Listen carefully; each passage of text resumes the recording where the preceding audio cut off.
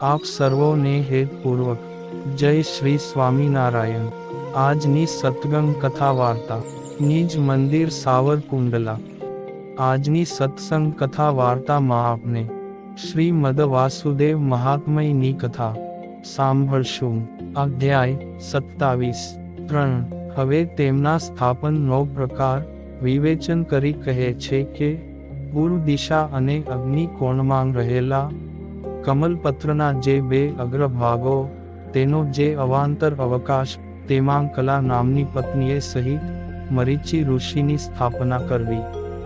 તે પછી અગ્નિકોણ અને દક્ષિણ દિશામાં વર્તતા પત્રના જે બે અગ્રભાગો, તેના અવાંતર અવકાશમાં અનસૂયા પત્ની સાથે અત્રિ ઋષિની સ્થાપના કરવી। તે પછી દક્ષિણ દિશા અને નૈઋત્ય કોણમાં આવેલા પત્રના જે બે અગ્રભાગો, તેના અવાંતર અવકાશમાં શ્રદ્ધા પત્ની સાથે અંગિરા ઋષિની સ્થાપના કરવી। તે પછી નૈઋત્ય કોણ અને પશ્ચિમ દિશામાં રહેલા ભાગમાં હવિર્ભુ નામની ભાર્યાએ સહિત પુલસ્ત્ય ઋષિની સ્થાપના કરવી। તે પછી પશ્ચિમ દિશા અને વાયુ કોણમાં આવેલા પત્રમાં ગતિ નામની ભાર્યા સાથે પુલહ ઋષિની સ્થાપના કરવી। તે પછી વાયુકોણ અને ઉત્તર દિશામાં આવેલા પત્રમાં ક્રિયા નામની પત્ની સાથે ક્રતુ ઋષિની સ્થાપના કરવી। તે પછી ઉત્તર દિશા અને ઈશાન કોણમાં ખ્યાતિ નામની ભાર્યા સાથે ભૃગુ ઋષિની સ્થાપના કરવી। તે પછી ઈશાન કોણ અને પૂર્વ દિશામાં આવેલા પત્રમાં અરુંધતી પત્ની સાથે વસિષ્ઠ ઋષિની સ્થાપના કરવી। આ સર્વે મહર્ષિઓ કેવા છે તો બે ભુજાવાળા, કૃશ શરીરવાળા, તપસ્વીના જેવા વેશવાળા, મસ્તકે જટા અને મુખ ભાગમાં દાઢી મૂંછને ધારી રહેલા અને દંડ કમંડલુને ધારી રહેલા કરવા। ત્યાર પછી ચાર દિશાઓમાં અને ચાર ખૂણામાં પોતપોતાના વાહનોમાં બેઠેલા ઇન્દ્રાદિ કાઠ દિગ્પાલોની પોતપોતાની દિશાને નહીં ઉલ્લંઘન કરીને કમલ થકી બહાર દલના અગ્રભાગના ઉપરિતન પ્રદેશમાં સ્થાપના કરવી। તેમના સ્થાપનનો પ્રકાર અને વિવેચન કરીને કહે છે કે પૂર્વ દિશામાં આવેલા જે દલાગ્ર ભાગો, તેના ઉપરિતન બાહ્ય પ્રદેશમાં ઇન્દ્રની સ્થાપના કરવી।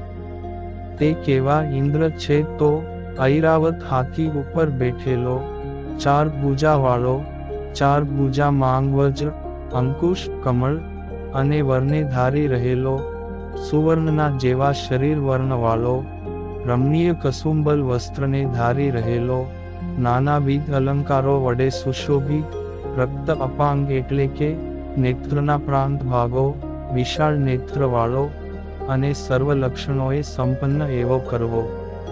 ત્યાર પછી અગ્નિકોણમાં વર્તતા દલાગ્ર ભાગોના ઉપરિતન બાહ્ય પ્રદેશમાં અગ્નિદેવની સ્થાપના કરવી। તે કેવો અગ્નિ છે તો તાંબાના જેવા શરીર વર્ણવાળો, ચાર ભુજાવાળો, ચાર હાથ માંગ ત્રિશૂળ, શક્તિ, સૃજ અને સ્રુવ એટલે કે ઘી સિંચન કરવાનું મોટું ને નાનું સાધન ધારી રહેલો, ચાર પોપટ જેને જોડેલા છે એવા સુવર્ણમય રથમાં બેઠેલો, વાયુ જેનો સારથી છે। ત્રણ નેત્રવાળો, ધૂમ્રવર્ણ જેવાં વસ્ત્રોને ધારી રહેલો અને જેની જટા, દાઢી, મૂંછ, નેત્ર, પીળાંગ છે એવો કરવો। તે પછી દક્ષિણ દિશામાં યમદેવની સ્થાપના કરવી। તે કેવો યમ છે તો શ્યામ શરીર વર્ણવાળો, સુવર્ણના જેવાં પીળા વસ્ત્રોને ધારી રહેલો, ચાર ભુજાવાળો, ચાર હાથમાં દંડ, ખડગ, પરશુ અને પાશને ધારી રહેલો, મદોન્મત્ત પાડા ઉપર બેઠેલો અને નાનાવિધ વિભૂષણો વડે વિભૂષિત કરવો। ત્યાર પછી નૈઋત કોણમાં નૈઋત દેવની સ્થાપના કરવી। કેવો તે નૈઋત છે તે ઉર્ધ્વકેશવાળો, કુરૂપ હોવાથી ભયંકર નેત્રવાળો, બે ભુજાવાળો, હાથમાં ખડ તથા પાશને ધારી રહેલો, નરવાહન એટલે કે શિબિકામાં બેઠેલો, નીલ દાઢી મૂંછના કેશવાળો, ધૂમ સદ્રશ શરીર વર્ણવાળો, શ્યામ વસ્ત્રોને ધારી રહેલો, સુવર્ણમય અનેક આભરણોને ધારી રહેલો, અને ભગવદ્વિમુખ જનોને ભય કરનારો, પણ ભગવદ ભક્તોને નહીં, એવો કરવો. તદંતર પશ્ચિમ દિશામાં વરુણ દેવની સ્થાપના કરવી. તે કેવો વરુણ છે તો ઇન્દ્ર નીલમણી જેવી, શ્યામ શરીર કાંતિવાળો, ચાર બાહુવાળો, શ્વેત વસ્ત્રોને ધારી રહેલો, મોતીના હારો વડે વિભૂષિત, જેમાં 7 હંસો જોડ્યા છે, એવા રથમાં બેઠેલો, અને 2 હાથમાં પાશ, અને બીજા 2 હાથમાં રત્નપાત્ર તથા શંખને ધારી રહેલો કરવો. અનંતર વાયુ કોણમાં વાયુદેવની સ્થાપના કરવી. કેવો વાયુ છે તો 2 બાહુવાળો, લીલા શરીર વર્ણવાળો, કાળાંગ વસ્ત્રોને ધારી રહેલો, મૃગની ઉપર બેઠેલો, મસ્તકે છૂટા કેશવાળો, પહોળા ફાડેલા મુખવાળો, અને હસ્તમાં ધ્વજને ધારી રહેલો કરવો. ત્યાર પછી ઉત્તર દિશામાં કુબેર દેવની સ્થાપના કરવી. કેવો કુબેર છે તો સુવર્ણના જેવા શરીર વર્ણવાળો, 4 ભુજાવાળો, 4 ભુજામાં ગદા, શક્તિ, ત્રિશૂલ અને રત્નપાત્ર, આ 4ને ધારી રહેલો, નીલ વસ્ત્રોને ધારી રહેલો, દાઢી મૂંછવાળો, શિબિકામાં બેઠેલો, પીળા ડાબા નેત્રવાળો, અનેક આભૂષણોને ધારી રહેલો, અને બખ્તર એટલે કે કવચને ધારી રહેલો કરવો. અનંતર ઈશાન કોણમાં પ્રતિમા રૂપ મહાદેવની સ્થાપના કરવી. કેવા મહાદેવ છે તો જેમાં અડધું અંગ નારીનું અને અડધું અંગ નર એટલે કે ઈશ્વરનું હોવાથી જે અર્ધનારીશ્વર નામથી વિખ્યાતિને પામેલા છે. તે અર્ધનારીશ્વર રૂપમાં જે ડાબો અર્ધો ભાગ છે તેમાં પાર્વતી કરવા, અને જે જમણો અર્ધો ભાગ છે તેમાં શંકર કરવા. તે શંકરના અર્ધ ભાગમાં ચંદ્રમા વડે શોભાયમાન જટાજૂટ કરવો.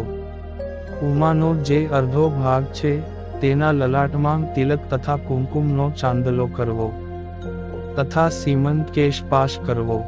વળી શંકરના અર્ધા ભાગમાં ભસ્મથી લેપન કરવું, અને તેમાં સર્પનું ઉપવીત કરવું.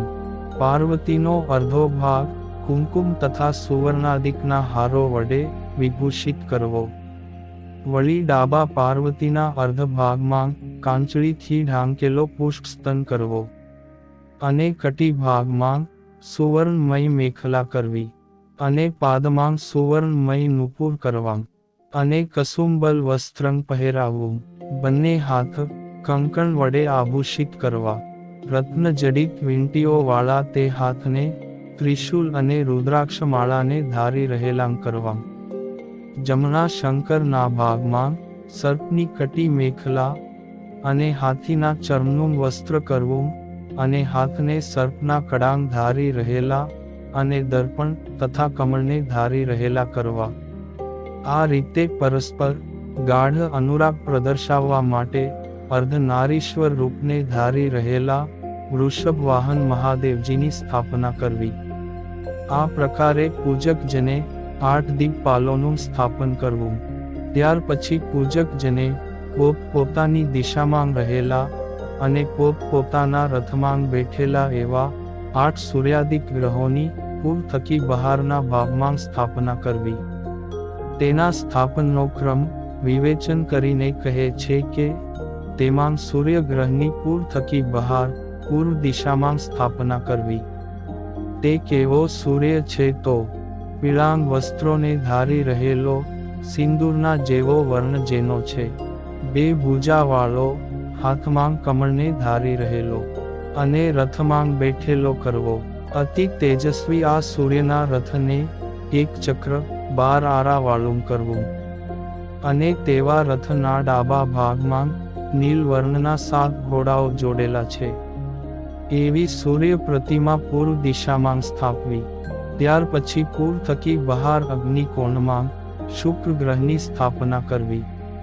તે કેવો શુક્ર છે તો શ્વેત વર્ણવાળો, શ્વેત વસ્ત્રને ધારી રહેલો, બે બાહુવાળો, દંડ કમંડળને ધારી રહેલો, સૌમ્ય દર્શન જેનું છે. અને કરબૂર વર્ણના 10 ઘોડાઓ, જેમાં જોડ્યા છે એવા, સુવર્ણમય રથમાં બેઠેલો કરવો. અનંતર પૂર થકી બહાર દક્ષિણ દિશામાં મંગળ ગ્રહની સ્થાપના કરવી. તે કેવો મંગળ છે તો રક્તવર્ણવાળો, રક્તવર્ણના વસ્ત્રોને ધારી રહેલો, 4 ભુજાવાળો, ગદા, શક્તિ, ત્રિશૂળ અને વરને ધારી રહેલો, અને રક્તવર્ણના 8 ઘોડાઓ, જેમાં જોડ્યા છે એવા, સુવર્ણમય રથમાં બેઠેલો કરવો. ત્યાર પછી પૂર થકી બહાર નૈઋત કોણમાં રાહુ ગ્રહની સ્થાપના કરવી. તે કેવો રાહુ છે તો નીલ વસ્ત્રોને ધારી રહેલો, 4 ભુજાવાળો, ભયંકર મુખવાળો, અંધકાર જેવા રૂપવાળો, ઢાલ, તલવાર, શક્તિ અને ત્રિશૂળને હાથમાં ધારી રહેલો, અને ભમરા જેવા કાળા વર્ણવાળા 8 ઘોડા જેને જોડ્યા છે એવા, લોહમય રથમાં બેઠેલો એવો કરવો. ત્યાર પછી પૂર થકી બહાર પશ્ચિમ દિશામાં શનૈશ્વર ગ્રહની સ્થાપના કરવી. કેવો તે શનૈશ્ચર છે તો ઇન્દ્ર નીલમણીના જેવી, શ્યામ કાંતિવાળો, બે બાહુવાળો, ધનુષ અને ત્રિશૂળને ધારી રહેલો, મંદ કિંચિત સંકુચિત નેત્રવાળો, શ્યામ વર્ણના વસ્ત્રને ધારી રહેલો, અને કાબર ચિત્રા 8 ઘોડાઓ જેને જોડ્યા છે એવા, કાળા લોઢાના રથ ઉપર બેઠેલો એવો કરવો. અનંતર પૂર થકી બહાર વાયુ કોણમાં ચંદ્ર ગ્રહની સ્થાપના કરવી. તે કેવો ચંદ્ર છે તો શ્વેત અંબર ધારી રહેલો, શ્વેત શરીર વર્ણવાળો, બે બાહુવાળો, હાથમાં ગદાને ધારી રહેલો, અને રથમાં બેઠેલો કરવો. આ રથ કેવો છે તો આરાઓ જેમાં નાખ્યા છે એવાં 3 ચક્રો જેમાં છે, અને જેના બંને બાજુમાં મોગરાના પુષ્પ જેવા શરીર વર્ણવાળા 10 ઘોડાઓ જોડ્યા છે, અને જે સ્વયં જળમય છે. આવા રથમાં બેઠેલો ચંદ્રમા કરવો. તદનંતર પૂર થકી ઉત્તર દિશામાં ચંદ્રપુત્ર બુધ ગ્રહની સ્થાપના કરવી. તે કેવો બુધ છે તો 2 ભુજાવાળો, જેના હાથમાં વર તથા અભય છે, રક્ત શરીર વર્ણવાળો, લીલાંગ વસ્ત્રોને ધારી રહેલો, અને 8 પીળા ઘોડા જેને જોડ્યા છે એવા કાંચનમય રથમાં બેઠેલો કરવો. ત્યાર પછી પૂર થકી બહાર વર્તતા ઈશાન કોણમાં ગુરુ બૃહસ્પતિની સ્થાપના કરવી. તે કેવો ગુરુ છે તો સુવર્ણ જેવી શરીર કાંતિવાળો, શ્વેત અંબરને ધારી રહેલો, 2 ભુજાવાળો, કમળ જેવાં નેત્રવાળો, દંડ તથા કમંડળને ધારી રહેલો, અને પાંડુર, ધોળો, પીળો, મિશ્રિત રંગ વર્ણવાળા 8 અશ્વો જેને જોડ્યા છે એવા કાંચનમય ઉત્તમ રથમાં બેઠેલો. પૂજક પુરુષે આ પ્રકારે કર્ણિકા આદિ જેમાં છે, અને પૂરના બાહ્ય પ્રદેશો અંતે જેમાં છે એવાં ઉક્ત સ્થાનોમાં ઉક્ત અનુક્રમથી ભગવાન શ્રી રાધા કૃષ્ણના સમગ્ર સંકર્ષણાદિક અંગદેવોની સ્થાપના કરવી. ધનાઢ્ય પુરુષ વાસુદેવના અંગભૂત દેવો યથાશક્તિ સોનું, રૂપું, તાંબું આદિકથી બનાવેલી મૂર્તિઓને સ્થાપે. બીજો નિર્ધન નર તો અંગ દેવોની પ્રતિમાને સ્થાને સોપારીને સ્થાપે, અથવા પુષ્પ અક્ષત આદિકને સ્થાપે. એટલે સોપારી આદિકની પ્રતિમા કલ્પીને તેનું પૂજન કરે. આમ સ્થાપન તથા તેના અધિષ્ઠાતા દેવ અને તેના સ્થાનો કહ્યા. ઇતિ શ્રી સ્કંદ પુરાણે વિષ્ણુ ખંડે શ્રી વાસુદેવ મહાત્મ્યે ક્રિયાયોગે પૂજામંડળ રચના વિધિ નિરૂપણ નામે 27 અધ્યાય સંપૂર્ણ. અને હવે પછીની કથા વાર્તા આપને આગળના ભાગમાં સાંભળશું. અત્યારે આપ સર્વોને ભાવથી જય શ્રી સ્વામિનારાયણ.